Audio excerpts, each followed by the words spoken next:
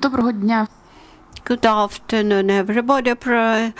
Press Center of the Ukrainian Crisis Media Center resumes its work. We are welcoming to all those who are watching us online and here in the room.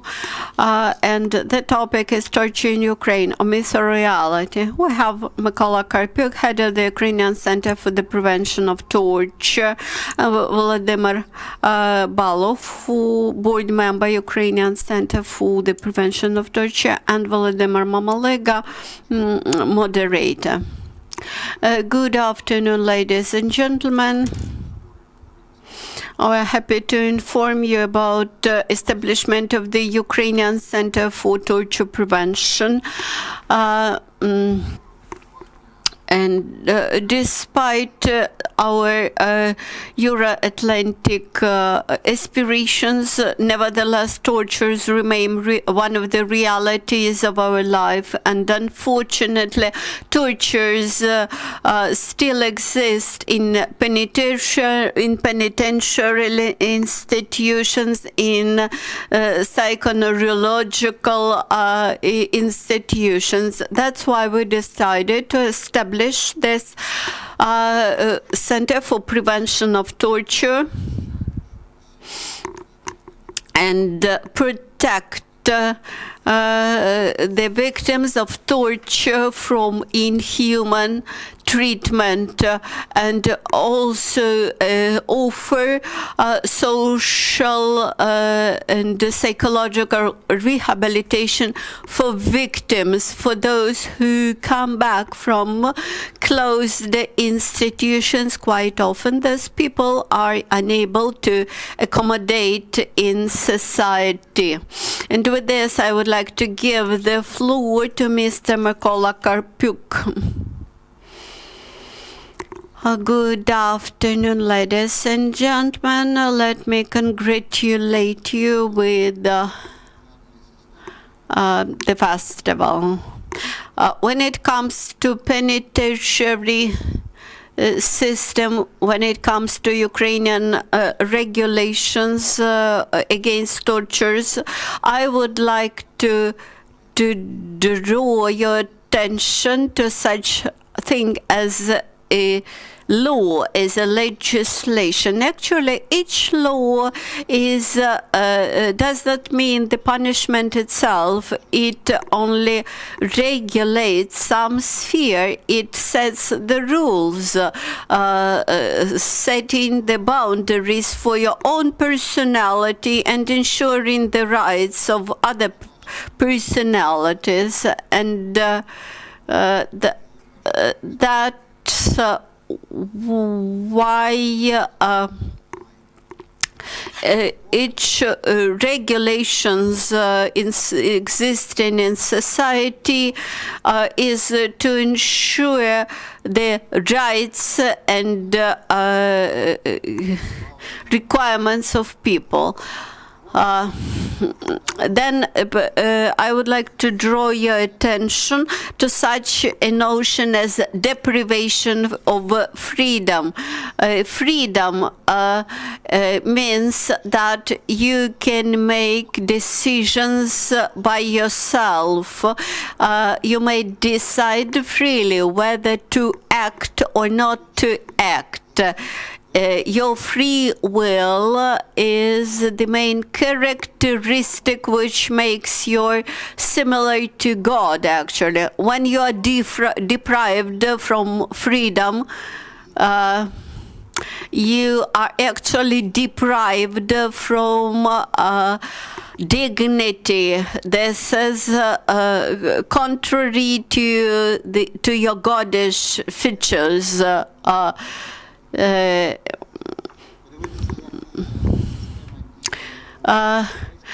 Let's look how this principle is applied in Europe. Let's try to take the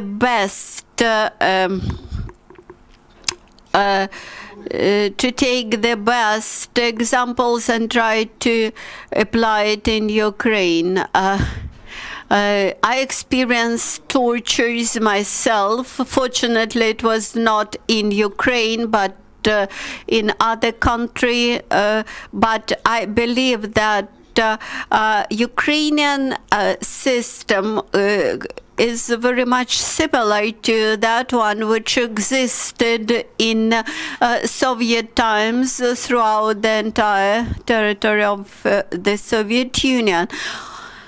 We may not expect that the state itself will take any measures to overcome this inhuman, repressive system in the penitentiary institutions. We believe that the first step is to make this system less punitive, less repressive, allowing prisoners to rethink their lives and to choose better way forward in their lives. With this, I would like to give the floor to Volodymyr Balukh.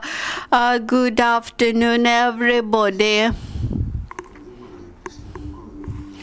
Actually, it's not so easy to add about our goals after introductions made by Volodymyr and Mykola. We are just a newly created organization, and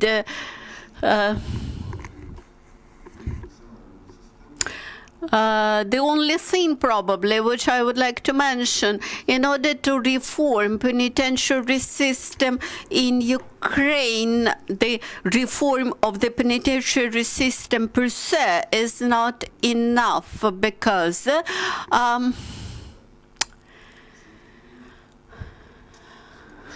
because punishment for misdemeanor should not be subject to imprisonment, should not be subject to deprivation of freedom. Because this way, people who committed minor crimes or minor offenses, they are involved into this criminal world. And this brings us to the idea that reform in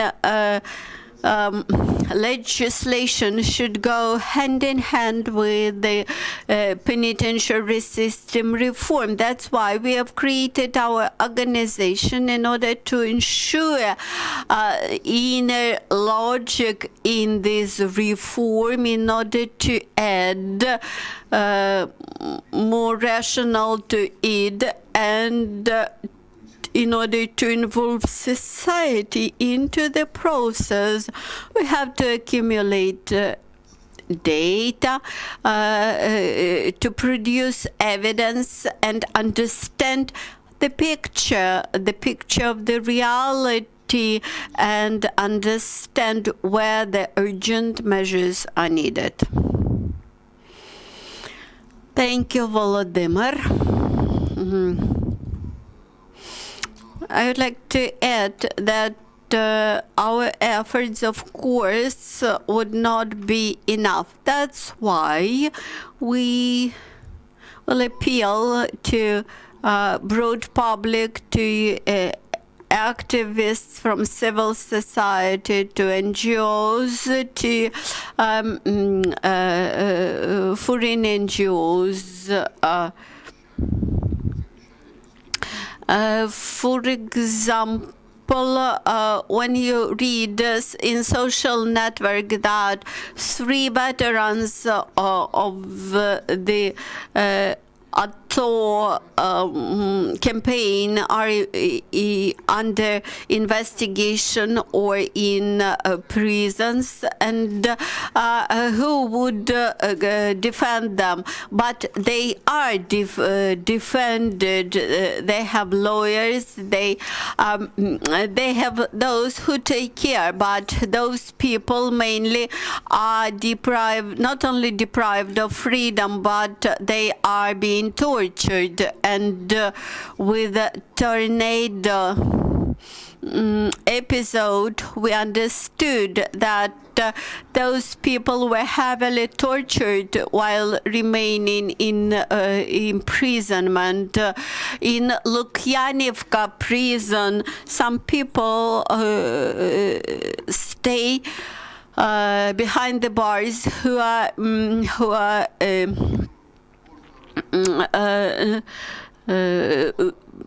not brought to court for years, and we believe that our organization, even if it is able to change the life of just one victim of torture, it will be worth of contributing effort to it. Now we are ready to answer your questions. Dear guests, would you like to ask any questions? Good afternoon. ATR Victoria Kozob. You mentioned that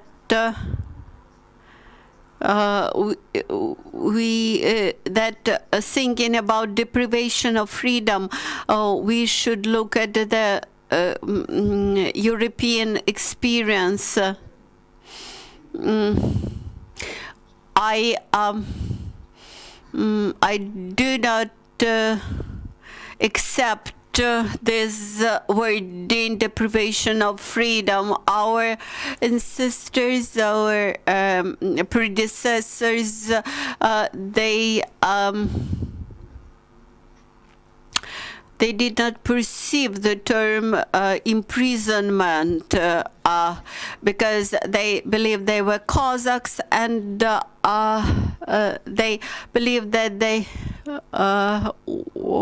were free people, and they have had the special, very ancient common law that if they had them claims to any member of a community, they had to declare this claim, and then court should decide, while those who were recognized as guilty, they were simply expelled from the community, but no dignity was humiliated because of imprisonment. That is, humiliation and torturing in imprisonment was seen as the worst crime committed to a person, because thus you accumulate this negative experience on yourself.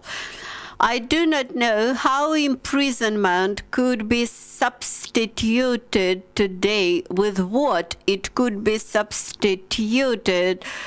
We are only at the beginning of this way, but we should think carefully about imprisonment itself, and about conditions in which the prisoners are kept.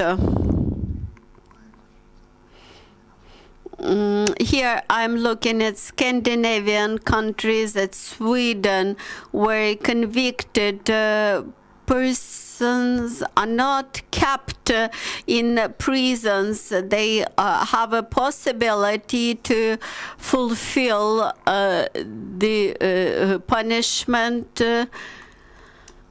not in prison, but working for the sake of society. And this person has an opportunity to rethink the life, and not to become an expelled from society, not to experience this stigma from society, but to feel a member.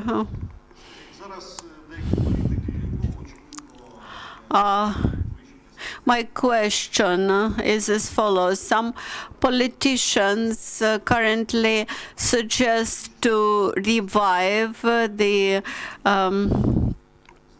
death sentence in Ukraine. How do you take these ideas, and whether it could be revived, and for what crimes it should be revived? This is a rather sensitive issue. As for myself, I'm ready to kill another person, but exclusively during military action, during a combat. But I cannot kill a person which is harmless, and I would never shoot a person who is helpless, and I do not wish to become a judge or a prosecutor in my life, and I have huge respect to human dignity. Just just think about such words as the law, the justice, the right. Actually, these are all interrelated notions, which points out to the Godish nature, divine nature of all these words.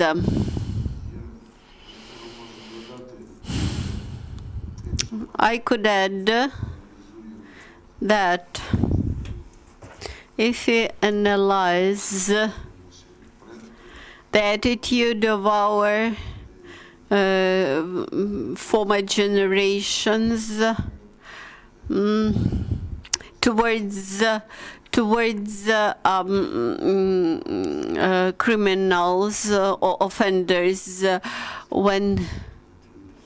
when a person was sentenced to death, nobody killed such a person. Cossacks simply put such a person on a horse and let this horse to go into the steppe. That is, I would never agree to become a persecutor.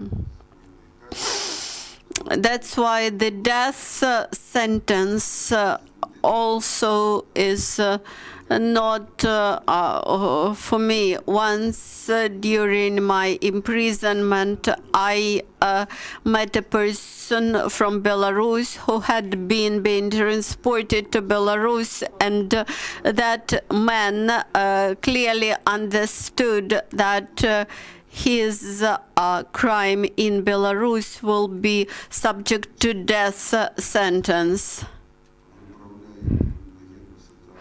And I'm not sure that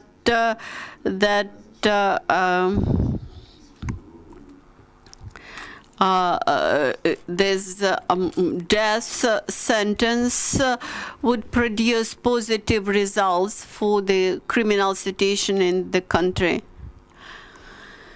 Oh, well, I don't think that death sentence for any property rights violation, for corruption, etc., is unfair. When you look at Soviet statistics, how many people were persecuted and killed because of political considerations. I believe that we have many ways for punishing people for the economic crimes, and moreover, we should develop into a society which will have no such punishment at all. Mykola Karpiuk, participant of Maidan. I am also against capital punishment. I saw death in Maidan. This is terrible. How can we influence our government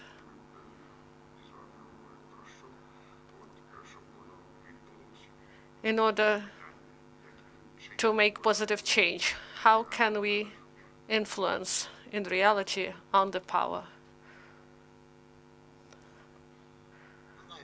You know, our power is really afraid of Maidan. No matter what the power is, they are afraid of Maidan. I returned from Russia and I saw what terrible thing they put in Maidan. I didn't find any cultural value in it. It was put specifically in order not to have place for people in Maidan. Then there was the next Maidan, and this terrible thing will be used during the next Maidan for barricades. We should pressure the government. We should speak about these issues in the mass media, and they will hear us. And also, we should hold actions. We should show to the power what bad things they did, and they will try to correct it. And sooner or later, they may be sent to those places themselves. And I believe that this is in their interests to really establish well their future home. I would like to support Vladimir. The power should support our initiative, the improvement of conditions in penitentiary facilities for pretrial facilities in the interests of those people who now allow themselves to carry out some corrupt actions, and sooner or later there will be punishment for that. So this is in their interests to improve the situation in those facilities. I do not hear him. They do not speak to the mic. I cannot hear you without a mic. Please raise your hand and ask them. Grigory Lukyanchuk, Nation, and People magazine. So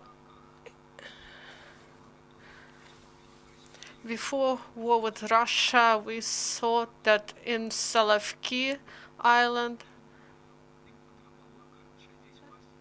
they had such a motto. There they have Soviet power, and here we have Solovetsky power. There was huge abuse against men and women, and there was a lot of sadistic actions of different forms. The majority of people were illegally detained and sent there because of some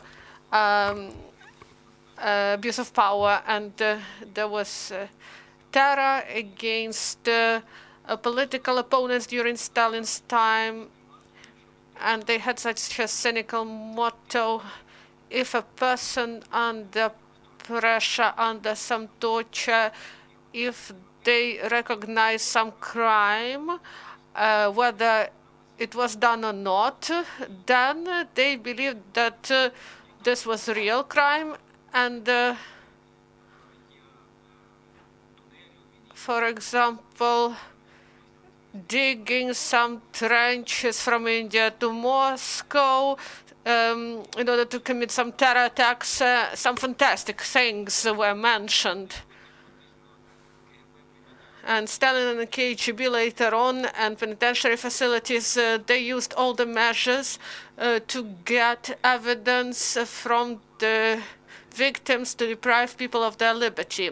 And the system, even in Ukraine, it was reformed, but many times it was used in police stations, in penitentiary facilities.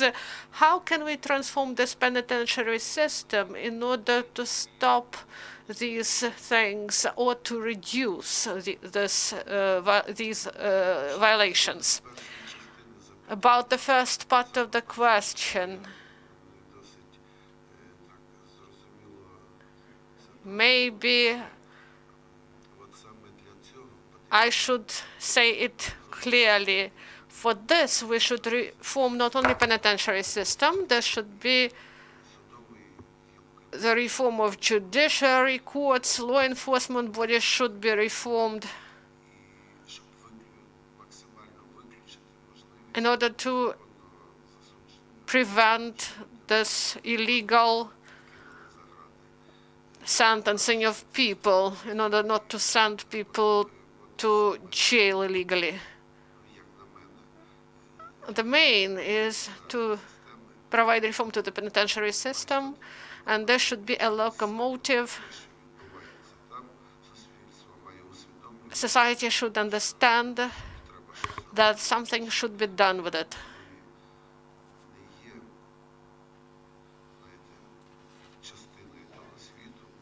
We are not a part of that world. I may mention only the those maniac actions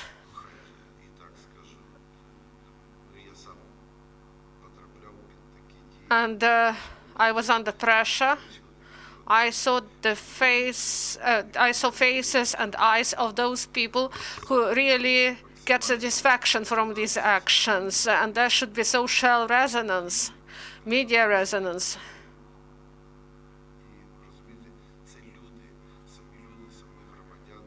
People, they should understand what is going on with that person,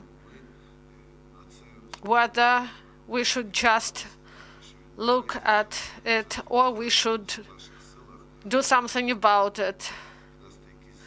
It is within our forces to make change, and that's why we create the center, in order to have legal right to work in this area.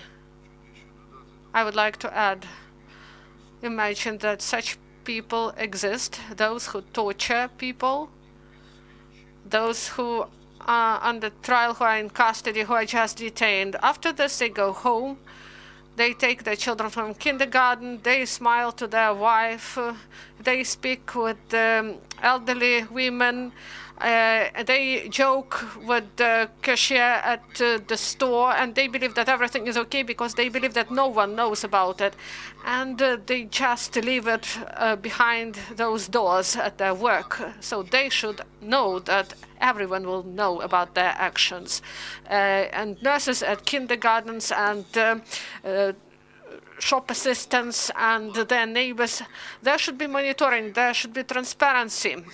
And only by this we will be able to overcome this. Only by this people will understand that everyone will know about it. His mother will know about this, and relatives will know this, that he is like this. He is not just a good person. He is actually not a good person. Pavlenko Mikhailo, Congress of Ukrainian Nationalists. Tell us, please, if in our country there is an administrative and qualification reform that would envisage dequalification at first stage, and next, when some level is reached, disqualification of those specialists who hold those positions without any proper grounds, making improper decisions in courts. Some torturers, they also have their professional obligations.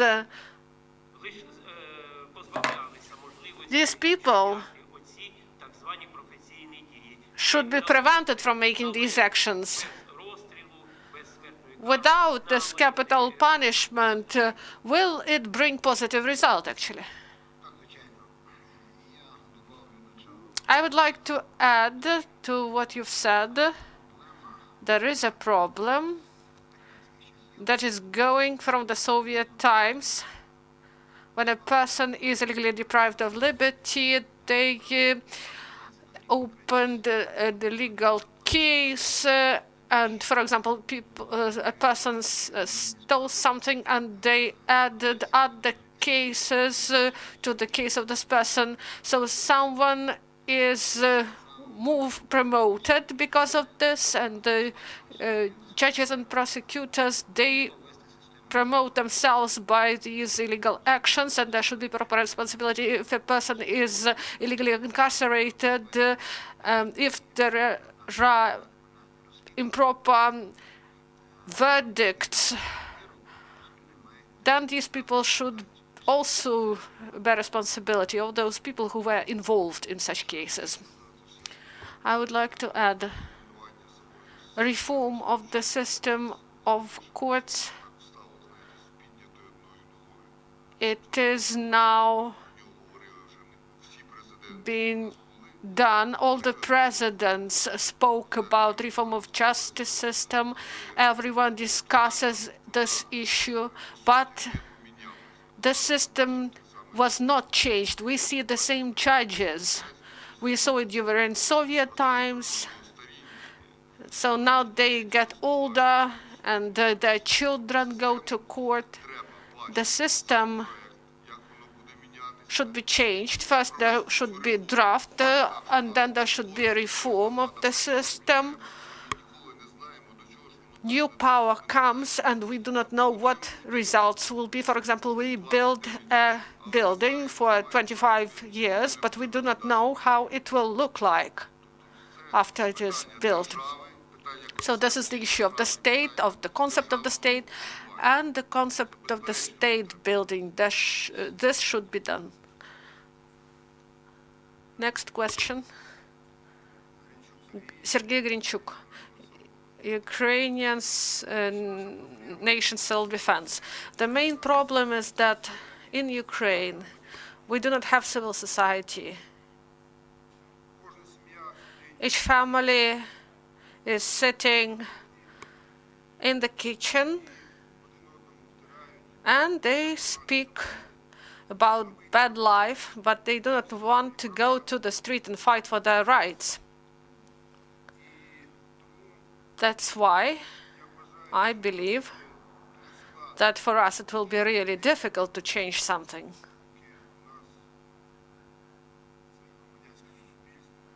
Until civil society is born. Because now we do not have it.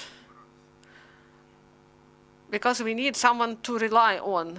Can we rely on water? No, because there is nothing under the water. This is a good statement, Sergei. I fully agree with you on this, and I will tell you even more. Tomorrow there will be the 15th anniversary of the Orange Maidan. Maidan is the revival of our tradition. Each community in Ukraine always dealt with the issues of their lives near a church in Maidan, Vicha and Black Council. This is our Ukrainian tradition to hold meetings in Maidans. We had 2 global Maidans and many local Maidans concerning taxes, transportation, and other issues. These were all Maidans against something, and it was necessary.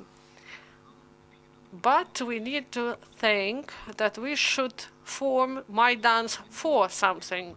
Civil society you speak about, in my opinion, each layer of society, they should form their unions, their gramadas, communities, and to study the problems that prevent their development, to provide their development, to discuss it with other communities, to develop comprehensive programs of development, to coordinate them with other communities.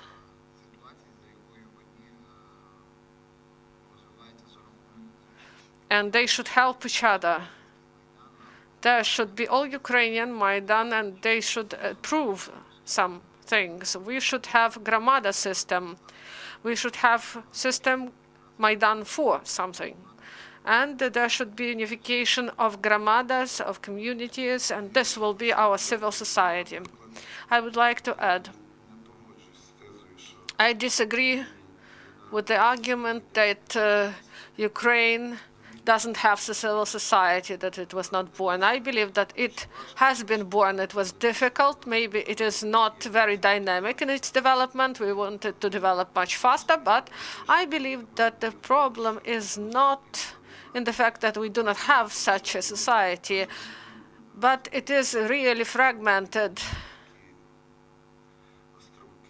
Small parts of the civil society. I believe that now we are lacking moral authority persons in our society and a powerful media outlet in order to have more dynamic process. But I disagree with the argument that we do not have a civil society, that it was not born, because I have many examples that this is not the case. I would like to add, we will rely on you. You made your choice. You are not at home on your sofa. You are here with us. So we have thousands, millions of people like you. What about the number of people who came here today? So we have such a number of people as we have it. Today we are laughing in it, right? Today we are laughing.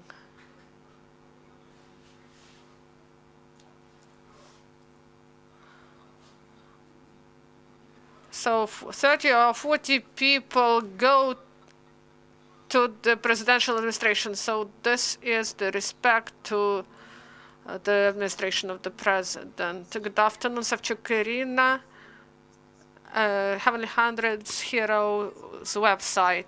I have a question. We all understand that changes are needed, something should be changed. And what should be changed? Do you have proper steps, some plans that you clearly identified for yourself? I understand that personal responsibility for illegal incarceration. What else except this? Really, thank you. We understand this issue. Everything is stated in our documents. I don't believe we should read our statute here, but we believe that we should create a monitoring groups, close cooperation with the Office of Ombudsman and Human Rights, with those public institutions that now deal with these issues, with the European Committee on Prevention of Torture. There are contacts, there are proper negotiations and agreements, and we start with monitoring groups at a local level. Those monitoring groups will go to places of imprisonment and other closed structures. This might be army, detachments of the National Guard. We may assume that some torture may be there, not only in pretrial detention facilities, but also among those who guard these penitentiary facilities. Also, there are structures, NGOs that deal with the prisoners that got released and they have TB, HIV, but no one deals with their social adaptation. Those people, when they get released, they have broken mental health, and no one is able to help them even with documents. This is done. This is case management. So there should be a person, an activist, we may call this person, with proper responsibilities, and this person will go to migration service with this person, the social services. So this is real help to real person. And this will be the basis of our organization. We will start with monitoring, and we will highlight real situation that is now in Ukraine. Believe me, 2% of population, I believe, know about this, and others do not know about it, or they do not want to know about it. So first we should get there, we should see, we should record, we should establish contacts in order to get this information at a continuous level. This information goes in different sides, and we should process this information. It should not be used by some people. For example, that information is brought that some senior officer, for example, treats someone improperly, and then, for example, it will be revealed that he doesn't allow some drugs to come to this penitentiary institution. For example, if a person addresses in Cherkasy that he needs a document, this person should be provided with help. Unfortunately, our time is up, so please, you may speak with our speakers off records. We invite you to do this if you need it. Thank you.